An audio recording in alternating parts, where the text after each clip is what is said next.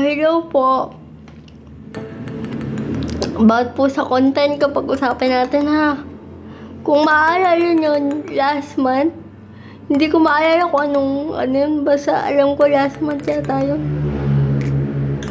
Nag-upload ako ng about sa content ko, or nag-post ako about sa content ko. Sabi ko, nung una pa lang po, ay marami nang nagre-request na ibahin ko yung content ko. Hindi daw po dapat puro tula yung ginagawa ko.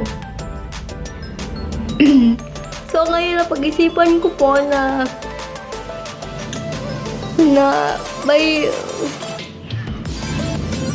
napag-isipan ko po na magpo-focus po tayo ngayon sa Bible. Kasi po mahilig din naman ako magbasa ng Bible. So ang ipo-focus po natin ay puro Bible naman ang next video na i-upload ko. Siguro nitong month na to, makikitaan niyo pa ako na mag-upload ng tula hanggang sa June. Makikitaan niyo pa ako nung ka-upload ng tula hanggang sa June. So by July magsisimula po tayong magbago ng content. So puro Bible na po ang makikita nyo na video ko pagpasok ng July. So dun po tayo magpo-focus. So siguro makakatulong din po sa akin yon na matapos ko yung pagbabasa ng Bible dahil sa content ko. Siguro makakapagbigay inspirasyon tayo.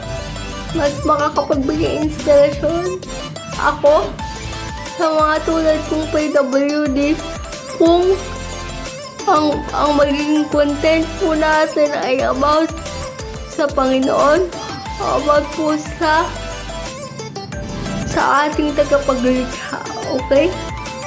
So abangan niyo po yan. So sana po, mas tangkilikin niyo po ang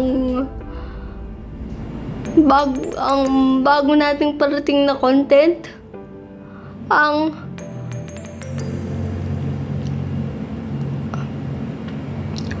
pagpapalapit ko po sa inyo sa Panginoon. Hindi ko naman sinabing hindi kayo malapit sa Panginoon.